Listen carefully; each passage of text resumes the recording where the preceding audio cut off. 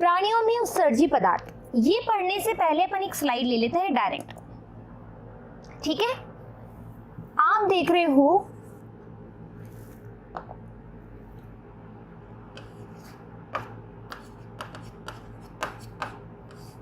उत्सर्जी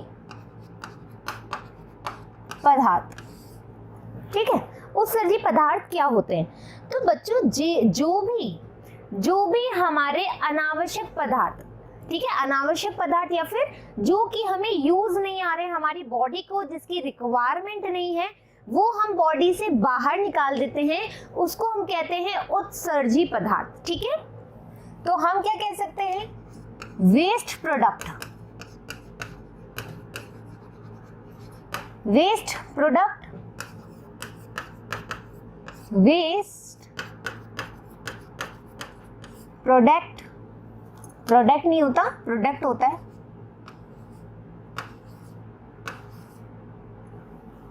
ठीक है। Waste product या फिर हम कहें अनावश्यक पदार्थ ही हमारे क्या कहलाएंगे? उत्सर्जी पदार्थ कहलाएंगे। ये अनावश्यक पदार्थ क्या क्या हो सकते हैं? तो बच्चों पहले तो हमारे ये बात आनी चाहिए दिमाग में कि ये अनावश्यक पदार्थ कैसे डिसाइड होता है ना। अनावश्यक पदार्थ कैसे डिसाइड होता है? कौन कौन से अनावश्यक पदार्थ हमारी बॉडी में होते हैं जो एक्सक्रीटरी सिस्टम के द्वारा या उत्सर्जी तंत्र के द्वारा बाहर निकाले जाते हैं। तो बच्चों आपको पता है हमारी बॉडी में बहुत सारी जो है रिएक्शंस चलती है। रिएक्शंस कैसी होती है? केमिकल रिएक्शन होती है। तो जितनी भी है ना, जितनी भी केमिकल रिएक्शंस हमारी बॉडी में होती है, जितनी भी रसायन प्रक्रियाएं हमारे शरीर के अंदर चलती रहती हैं, उन्हीं को हम क्या कहते हैं? उपापचयी क्रियाएं कहते हैं, ठीक है। क्या कहते हैं? उपापचय, है ना। उपापचय यानी कि मेटाबॉलिज्म। मेटाबॉलिज्म यानी कि जितनी भी रासायनिक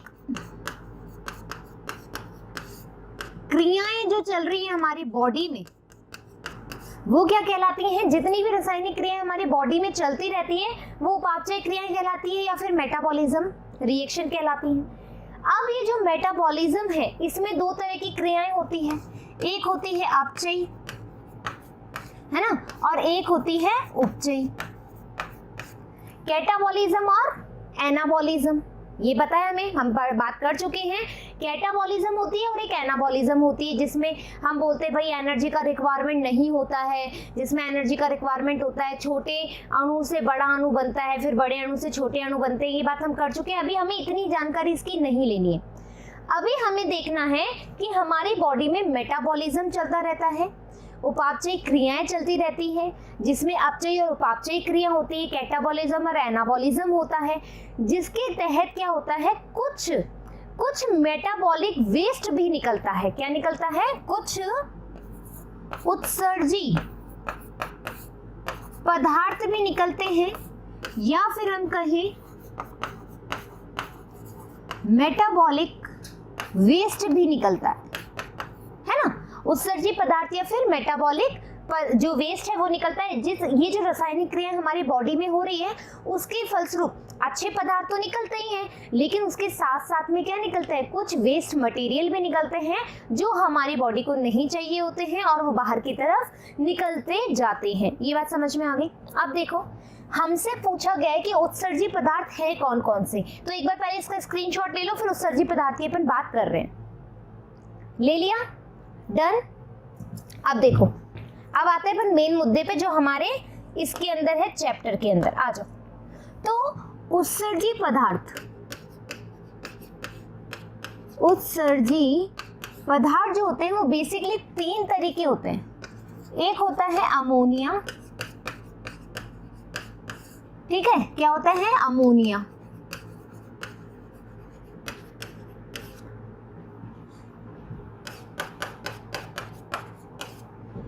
एक होता है यूरिया,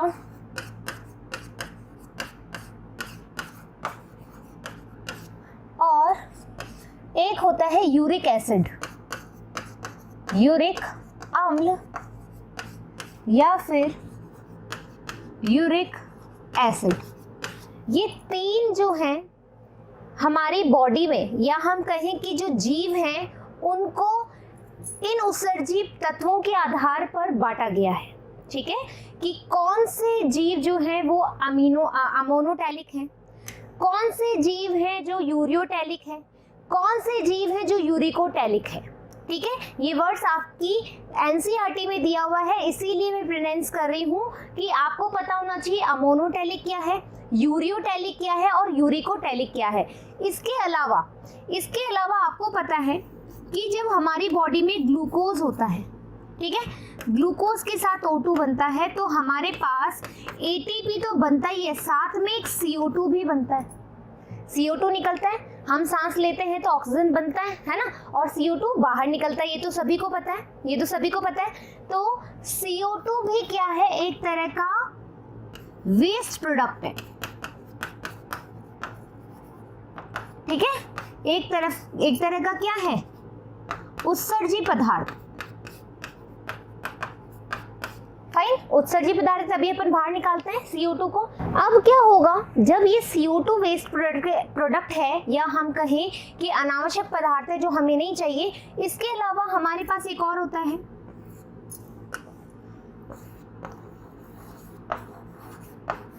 क्रिएटिनिन। क्या बोलेंगे इसको, क्रिएटिनिन। ठीक है, ये भी एक उत्सर्जी पदार्थ है। ये क्रिएटिनिन क्या होता है मैडम, है ना, ये तो आपको पता गया कि CO2 क्या होता है, ये क्रिएटिनिन क्या होता है मैडम। तो क्रिएटिनिन क्या होता है, जो हमारी मसल्स होती हैं, ठीक है, मसल्स होती हैं, मसल्स में, ठीक है, जो हमारी मांसपेशियां होती है, मांसपेशियां जो होती है उसमें क्रिएटिन होता है, ठीक है। इस क्रिएटिन के टूटने से हमें एक अनावश्यक पदार्थ मिलता है जिसका नाम होता है क्रिएटिनिन। ठीक है, क्या नाम होता है, क्रिएटिनिन। और ये क्रिएटिनिन किसके द्वारा निकलता है, यूरिया के द्वारा, ठीक है, या हम यूरिन के द्वारा, ठीक है, या फिर मूत्र के द्वारा। आई बात समझ में कि मांसपेशियों में क्रिएटिन होता है, क्रिएटिन के टूटने से वेस्ट प्रोडक्ट निकलता है जिसका नाम होता है क्रिएटिनिन, और क्रिएटिनिन जो होता है वो यूरिन के जरिए बाहर निकलता है या मूत्र के द्वारा बाहर निकलता है। आई बात समझ में आई। तो ये उत्सर्जी पदार्थ है, और इसके अलावा हमने बोला कि ये भी हमारे उत्सर्जी पदार्थ है, और इसी आधार पे हम जीवों को वर्गीकृत कर रहे हैं। एक बार स्क्रीनशॉट ले लीजिए फटाफट।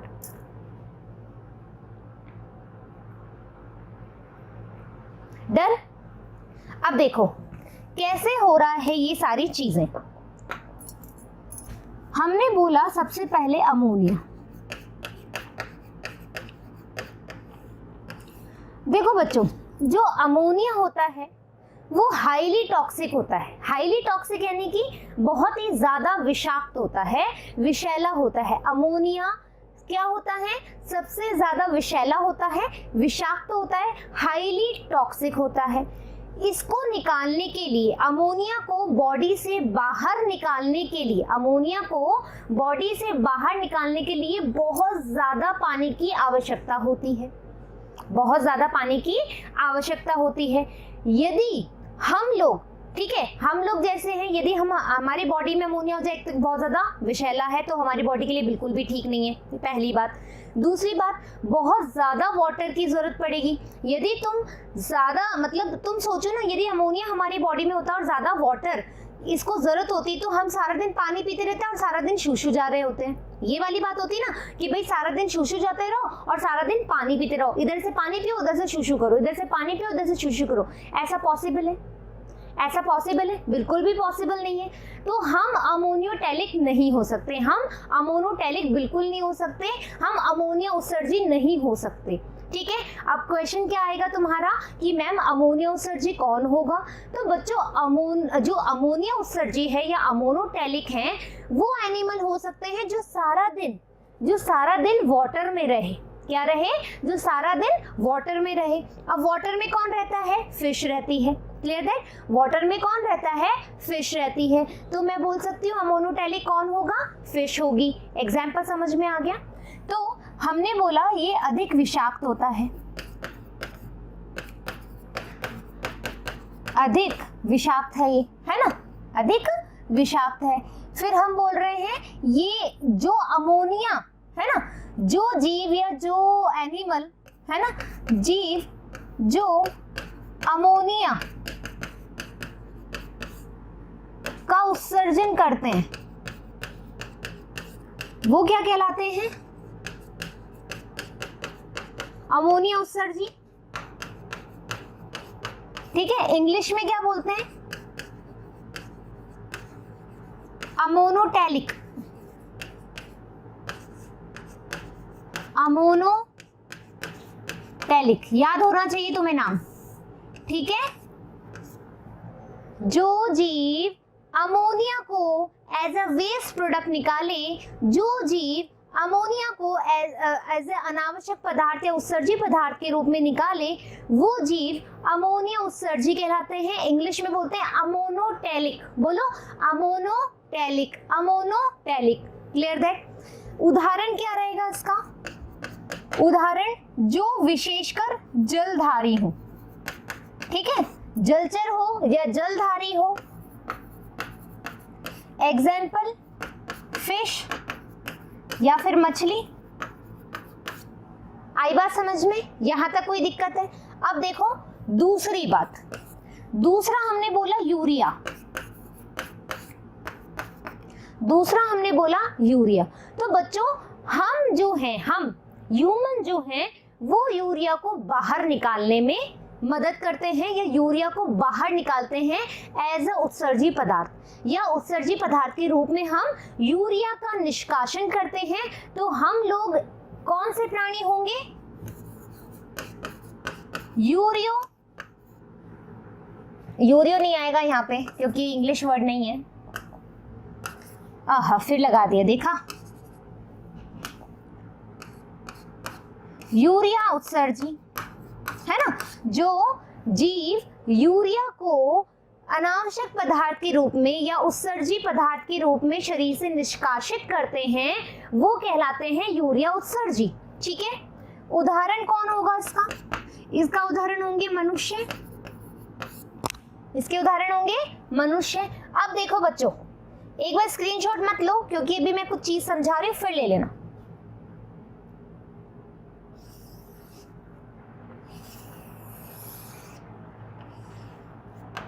ठीक है, ये है हमारा यकृत। यकृत बोले तो लीवर, है ना, ये है हमारा यकृत या फिर लीवर। Clear that? अब सुनो मेरी बात, क्या होता है बच्चों,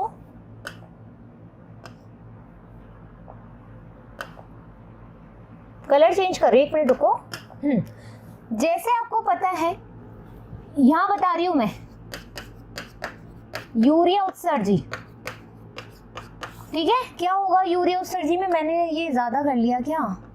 ये लो, यहां पर अपने पास होता है अमीनो एसिड। अमीनो एसिड का आपको फॉर्मूला आता है, मैंने आपको ऑलरेडी सिखा रखा है।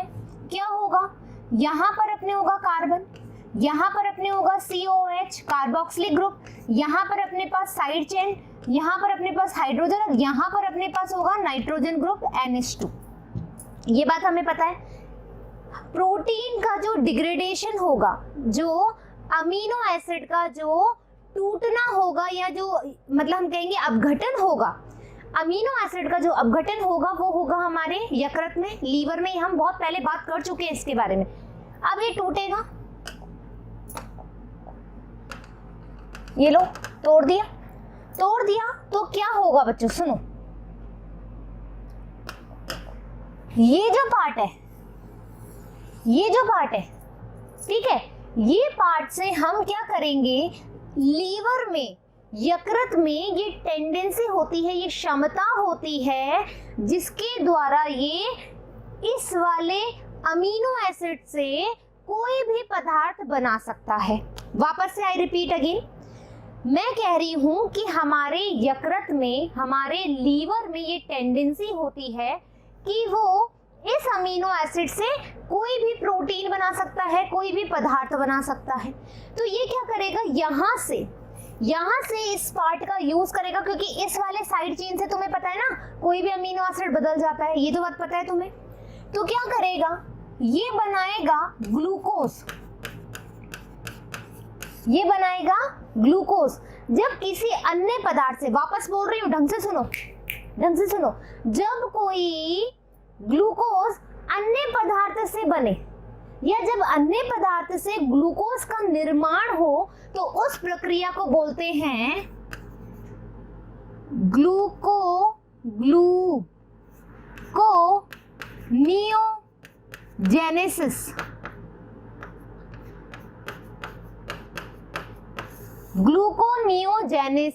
ग्लूकोनियोजेनेसिस जब ग्लूकोज का निर्माण किसी पदार्थ से हो तो ऐसी प्रक्रिया ग्लूकोनियोजेनेसिस कहलाती है।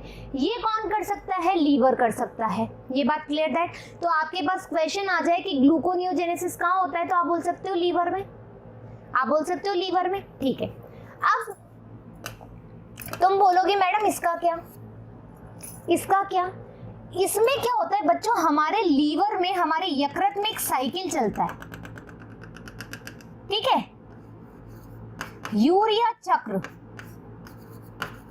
ठीक है, क्या चलता है, यूरिया चक्र चलता है। ये NH2 इसमें आएगा, ठीक है, ये NH2 इस यूरिया चक्र में आएगा और क्या बना लेगा, NH2CO NH2। ये क्या है, हमारा यूरिया है।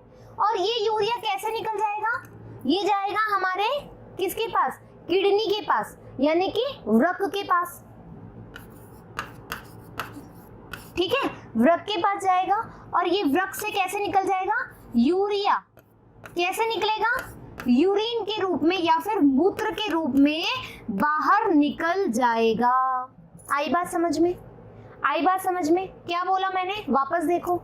हम बोल रहे हैं यूरिया उत्सर्जन, यानी कि हम लोगों के अंदर क्या हो रहा है, हम लोगों के अंदर जो हमारा लीवर है ना, जो हमारा यकृत है, उसमें कोई प्रोटीन है या अमीनो एसिड है, उस अमीनो एसिड का अपघटन होगा, अपघटन होगा। हम कह रहे हैं ना भाई यूरिया क्या होता है, फिर ये क्या होगा, ये जो अमीनो एसिड का पार्ट है, इसमें 8 साइड चेन है, ये तो बना लेगा कोई भी प्रोटीन।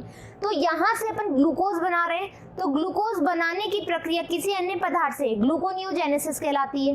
फिर मैंने बोला मैडम इस NH2 का क्या, ये NH2 हमारी बॉडी में जाएगा, कैसे, लीवर के अंदर ही, लीवर में चलता है एक यूरिया साइकिल या यूरिया चक्र, उसमें जाएगा और बाहर निकल जाएगा NH2CO NH2 के रूप में, वृक्क के अंदर जाएगा, वृक्क यानी कि हमारी किडनी, जहां पर मूत्र का निर्माण होता है और मूत्र के जरिए ये यूरिया बाहर निष्कासित हो जाएगा। आई बात समझ में, स्क्रीनशॉट ले लो।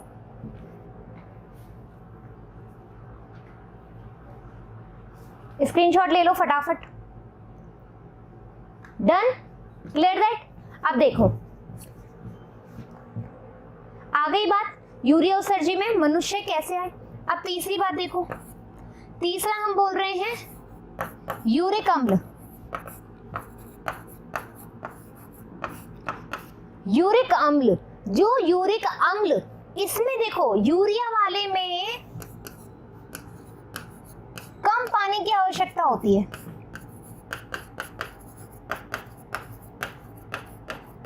ठीक है, इसमें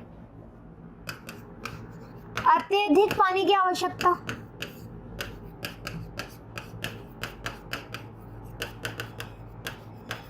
ठीक है। तो हम लोग कम, हमारी बॉडी में जो पानी होता है, तुम्हें पता है कि हमने बोला था रक्त है, रक्त में 95% वाटर होता है, ये बात पता है। यदि वो 95% जो हमारे बॉडी में वाटर है, वो यदि सारा ही सारा का सारा जो हमारे प्लाज्मा में वाटर है, पानी है, वो सारा का सारा यदि यूरिया को बाहर निकालने में लग जाए तो हमारी बॉडी तो पिचक जाएगी ना, डिहाइड्रेशन में तो हम मर ही जाएंगे, हाँ या ना भाई, ये बात होती है ना। तो हमारी बॉडी में मेंटेनेंस भी करता है, हमारा जो किडनी है वो वाटर के लेवल को क्या करता है, बनाए रखता है, भी अपन देखेंगे, ठीक है, ये बात देखेंगे।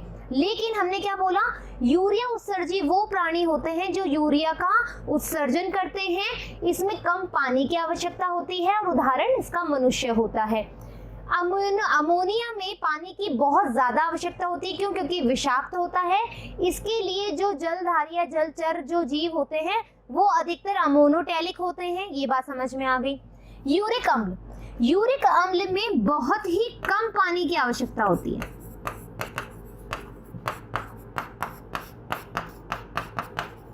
ठीक है, इसके उत्सर्जन में या उसके निष्कासन में, ठीक है, बहुत ही कम पानी की आवश्यकता होगी। फिर ये बोल रहा है जो यूरिक अम्ल का निष्कासन करे वो यूरिक अम्ल उत्सर्जी कहलाएंगे। फिर ये बोल रहा है इसके उदाहरण क्या होंगे, तो उदाहरण तुम देखोगे तो बच्चों पक्षी और हमारे सरीसृप है ना, यानी कि रेप्टाइल्स और बर्ड्स इसका एग्जाम्पल होंगे। अब देखो क्या होता है, तुम्हें कैसे पता लगेगा कि यूरिक अम्ल क्या होता है? कभी किसी पक्षी की पॉटी देखी है भाई, जिसको बीट बोलते हैं अपन। बॉटी कैसे होती है पक्षियों की, बर्ड की पॉटी कैसे होती है? देखो यहाँ देखो, ये एक बर्ड है,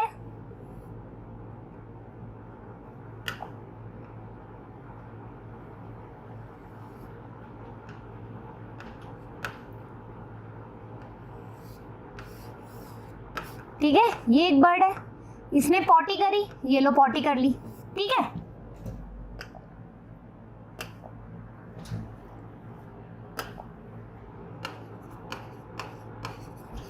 यहाँ पर इसने पॉटी कर ली। अब तुम देख रहे हो कि जब इसकी पक्षी की पॉटी तुम देखोगे या पक्षी की बीट तुम देखोगे तो बाहर की तरफ व्हाइट व्हाइट कलर होगा, है ना, और अंदर से थोड़ा सा हरा पदार्थ होगा। तो जो व्हाइट वाला जो पदार्थ होता है बच्चों, कभी भी आपने देखा है कि चिड़िया ने शूशू कर दी हो? कभी भी देखा है आपने चिड़िया ने शूशू कर दी हो? चिड़िया कभी भी शूशू नहीं करती, वो सिर्फ पॉटी करती है या फिर बीट करती है। तो बच्चों जो ये सफेद वाला जो भाग है, जो ये सफेद वाला जो भाग है वो क्या है? ये जो बर्ड्स की पॉटी में ये सफेद वाला जो पार्ट है ना, वो ही क्या है? हमारा यूरिक अम्ल है। जो चिड़िया की पॉटी का सफेद भाग जो ऐसे धक्का टाइप का जमा हुआ होता है, पैलेट्स टाइप का होता है, उसको हम बोलते हैं यूरिक अम्ल। आई बात समझ में? स्क्रीनशॉट ले लो। डन, स्क्रीनशॉट ले लिया। अब देखो अपन ने क्या किया, अब तुम्हारी हम पढ़ेंगे बुक में क्या लिखा हुआ है। प्राणियों में उत्सर्जी पदार्थ, ठीक है। प्राणी उपापचयी अथवा अत्यधिक अंतःग्रहण जैसी क्रियाओं द्वारा, उपापचयी क्रिया यानी कि मेटाबॉलिज्म, हमने बात करी थी मेटाबॉलिक रिएक्शन जिसमें कैटाबॉलिज्म एनाबॉलिज्म होती है, उपापचयी क्रियाएं जिसमें अपचयी और उपचयी क्रियाएं होती है, ये बात हमने करी। इस प्राणी उपचयी के अलावा या फिर हम बोले अत्यधिक अंतःग्रहण जैसी क्रियाओं के द्वारा ये क्या करते हैं, अमोनिया, यूरिया या यूरिक अम्ल, कार्बन डाइऑक्साइड CO2 हमने बात करी, जल और अन्य आयन जैसे sodium, potassium, chlorine, phosphate, sulphate आदि का संचय करते हैं। ठीक है बच्चों, यानी कि कुछ आयन्स भी होते हैं, है ना, वाटर भी होता है, वो हिंदी में लिखा हुआ है, इंग्लिश में इसलिए लिख रही हूँ। CO2 होता है, अमोनिया होती है, यूरिया होता है, यूरिक एसिड होता है, ठीक है, इंग्लिश में इसलिए लिखा है क्योंकि वहां पे सारा हिंदी में लिखा हुआ है। ये सारे के सारे, सोडियम नहीं लिखा अपन ने, ठीक है, सोडियम होता है, पोटेशियम होता है, क्लोरीन होता है, फॉस्फेट होता है, ठीक है। ये जो जितने भी हैं PO4 माइनस, ठीक है, सल्फेट होता है, SA4 होता है, ये जितने भी हैं ये हमारी बॉडी के वेस्ट प्रोडक्ट हैं। ये क्या है, हमारी बॉडी की यानी कि जो भी जीव हैं उनकी बॉडी का वेस्ट प्रोडक्ट होता है, क्योंकि ये संचय होता है। प्राणियों द्वारा इन पदार्थों का पूर्णतः या आंशिक रूप से निष्कासन आवश्यक होता है। क्या है, प्राणियों में इन जितने भी ये संग्रहित पदार्थ है उनका निष्कासन बहुत ज्यादा आवश्यक होता है। प्राणियों द्वारा उत्सर्जित होने वाले नाइट्रोजनी अवशिष्टों में जो हमने पढ़ा, इधर आ जाओ, ये जो उत्सर्जित पदार्थ है ये कौन से हैं, नाइट्रोजनी उत्सर्जी पदार्थ है बच्चों, ठीक है, नाइट्रोजनी उत्सर्जी पदार्थ है। नाइट्रोजनी उत्सर्जी पदार्थ में बेसिकली क्या होते हैं, अमोनिया, यूरिया और यूरिक अम्ल। यही बात हमने करी है, हमने भी यही बोला है, बिल्कुल बोला है कि भाई नाइट्रोजनी अपशिष्ट पदार्थ में अमोनिया होता है, यूरिया होता है, यूरिक अम्ल होता है। यही बात हमने भी बोली है, ये भी अपनी बुक ने भी यही बोली है, बिल्कुल बोली है। अब देखो आपकी बुक में और क्या कहना चाह रहा है। अमोनिया उत्सर्जी या फिर अमीनोटैलिक, हमने भी बोला ammonotelic, ammonotelic both are same thing. Ammonia सर्वाधिक आवेश या फिर टॉक्सिक होता है, हमने भी ये बोला हाईली टॉक्सिक है, ठीक है, बहुत ज्यादा विषाक्त है। इसके निष्कासन के लिए अत्यधिक जल की आवश्यकता होती है, हमने भी यही बोला है। आ जाओ देखें जरा, अधिक विषाक्त होता है, अधिक पानी की आवश्यकता होती है, यही बात हमने बोली है। यूरिक अम्ल कम आवेश होता है, यूरिक अम्ल जिसमें हम आते हैं, जल की कम आवश्यकता होती है निष्कासित करने के लिए। अमोनिया के उत्सर्जन की प्रक्रिया को अमोनिया उत्सर्ज प्रक्रिया कहते हैं। अनेक अस्थिल मछलियां, उभयचर, जलीय कीट अमोनिया उत्सर्जी करते हैं, मैंने भी यही बोला है। आ जाओ, जलधारी जलचर जैसे मछली, उभयचर जो पानी में रह सकते हो, वो क्या है, वो क्या करते हैं, अमोनिया का उत्सर्जन करते हैं, निष्कासन करते हैं। यही बात हमने भी करी है। अमोनिया सरलता से घुलनशील है, इसलिए आसानी से अमोनियम आयनों के रूप में शरीर की सतह या मछलियों की क्लोम की सतह से विसरण द्वारा उत्सर्जित हो जाते हैं। ये क्या करते हैं, अमोनिया इजीली वाटर में डिसॉल्व होता है बेटा, अमोनिया इजीली वाटर में डिसॉल्व होता है। ये तुमने केमिस्ट्री में पढ़ा होगा कि क्यों होता है, कैसे होता है, ये केमिस्ट्री की बात है, मुझे नहीं आती, I am so sorry for that.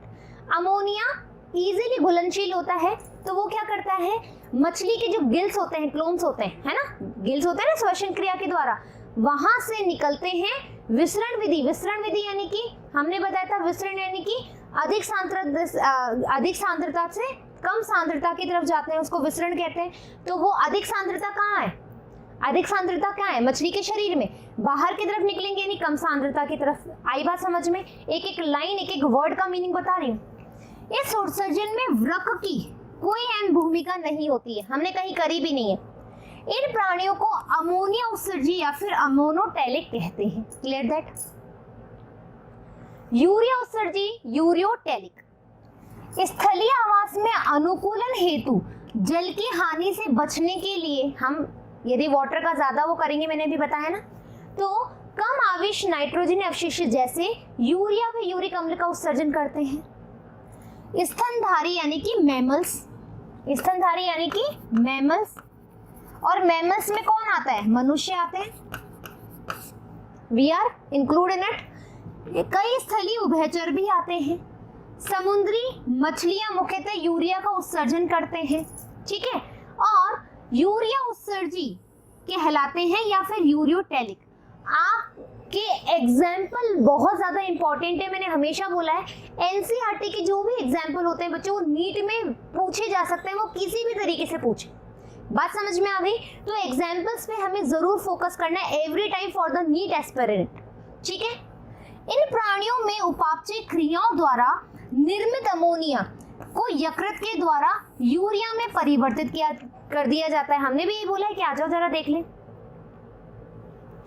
Urea उत्सर्जी में जो भी बन रहा है यूरिया क्या करता है, यूरिया चक्र में जाता है और बाहर निकाल दिया जाता है वृक्क के द्वारा।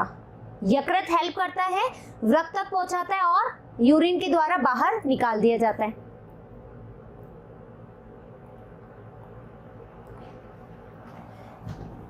परिवर्तन कर रक्त में मुक्त कर दिया जाता है, जिसे वृक्कों के द्वारा निस्संदन के पश्चात उत्सर्जित कर दिया जाता है। अभी अपन देखते हैं ये भी क्या हो रहा है। कुछ प्राणियों में वृक्कों की आधात्री मैट्रिक्स में अपेक्षित परासरणता को बनाए रखने के लिए यूरिया की कुछ मात्रा रह जाती है। क्या होता है, कभी कभी कुछ प्राणियों में यूरिया की मात्रा जो है वो बॉडी में रह जाती है। सरीसृपों, पक्षियों, स्थलीय घोंघों, कीटों में नाइट्रोजनिक अवशिष्ट यूरिक अम्ल का उत्सर्जन जल की कम मात्रा के साथ गोलिकाओं या फिर पेस्ट के रूप में, गोलिकाओं या फिर व्हाइट पेस्ट होता है, अंदर ग्रीन कलर का होता है, पेस्ट के रूप में होता है, ये यूरिक अम्ल उत्सर्जी कहलाते हैं या यूरिकोटैलिक कहलाते हैं। प्राणी जगत में कई प्रकार के उत्सर्जी अंग पाए जाते हैं। अधिकांश अकशेरुकियों में यह संरचना सरल व नलिकाकार के रूप में होती है, लेकिन कशेरुकियों में ये जटिल होते हैं, जिन्हें हम क्या कहते हैं, वृक्क कहते हैं, किडनी कहते हैं। उत्सर्जन तंत्र में क्या होता है, किडनी बहुत महत्वपूर्ण पार्ट होती है। महत्वपूर्ण पार्ट इसलिए क्यों, अभी अपन देखेंगे नेक्स्ट पार्ट में कि किडनी कितनी इंपॉर्टेंट है हमारी बॉडी के लिए, जिससे हम क्या कर सकते हैं, चीजों को जो हमारी बॉडी के लिए इंपॉर्टेंट नहीं है उसको बाहर कैसे निकाल सकते हैं, ये देखेंगे अपन नेक्स्ट पार्ट में। इन संरचनाओं को प्रमुख रूप दिए गए हैं आदि वृक्क, फोटोनोनेफ्रिडिया या फिर ज्वाला कोशिकाएं, प्लेटीहेल्मिन्थीज में चपटे कृमि जैसे प्लेनेरिया, रोटिफर में कुछ एनालिड, सिफेलोकॉर्डेट में एम्फीऑक्सिस आदि में उत्सर्जी संरचना के रूप में ये पाए जाते हैं। आपसे पूछा जा सकता है आपके नीट में। आदि वृक्क प्राथमिक रूप से आयनों व द्रव के आयतन व नियमन के लिए परासरणी नियमन से संबंधित होते हैं, यानी कि क्या करते हैं, परासरण करते हैं। केचुए व अन्य एनालिड में नलिकाकार उत्सर्जी अंग जो है वो वृक्क के, मतलब यहाँ वृक्क कैसे पाए जा रहे हैं, नलिकाकार रूप में, किसमें, केचुए में और कुछ अन्य एनालिड्स में। वृक्क नाइट्रोजनी अवशिष्टों को उत्सर्जित करने के लिए द्रव तथा आयनों का संतुलन बनाए रखने में सहायता करते हैं। ये क्या करते हैं, जो आपके वृक्क है, आपकी जो किडनी का कार्य है, ये मैंने आपको बताया था, किडनी ना हो, वृक्क ना हो तो क्या होगा, आपकी बॉडी में आयंस निकल जाएंगे जो आपकी बॉडी के लिए बहुत इंपॉर्टेंट है। ठीक है, यूरिया के द्वारा, रक्त के द्वारा वो बाहर निकल जाएंगे। ठीक है, इसके अलावा तिलचट्टों में, कॉकरोच सहित अधिकांश कीटों में उत्सर्जी अंग के रूप में मेलपीगी नलिकाएं पाई जाती है, जो अपन पढ़ चुके हैं कॉकरोच के अंदर। मेलपीगी नलिकाएं नाइट्रोजनी अवशिष्टों के उत्सर्जन के लिए और परासरणी नियमन के लिए मदद करती है। झींगा, प्रॉन और कैस्टिशियाई प्राणियों में श्रृंगिक ग्रंथियां, जो श्रृंगिक ग्रंथियां होती है, श्रृंगिकाएं होती हैं, उसमें और हरित ग्रंथियां उत्सर्जन का कार्य करती है। तो बच्चों इस वाले पार्ट में जो देखो मुख्य समझने वाली बात क्या थी कि हमारी बॉडी में उत्सर्जी पदार्थ कैसे हैं। ठीक है, कौन कौन से उत्सर्जी पदार्थ के आधार पर जीवों को वर्गीकृत किया गया है, किस तरीके से उसका निष्कासन होता है। हमें पढ़ना है सिर्फ वृक्क के बारे में कि वृक्क क्या होता है। मैं नेक्स्ट पार्ट में आपको बहुत ज्यादा डिटेल में पढ़ाने वाली हूँ।